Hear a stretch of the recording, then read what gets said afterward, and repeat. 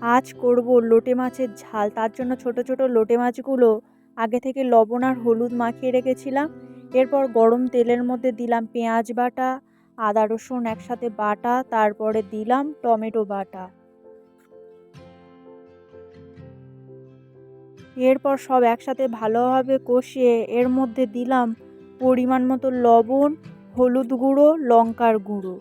এরপর এই মশলাগুলো দেওয়ার পরে ভালোভাবে কষাবো। কষানোর পরে সামান্য জল দেব যাতে মশলাটা না পুড়ে ওঠে।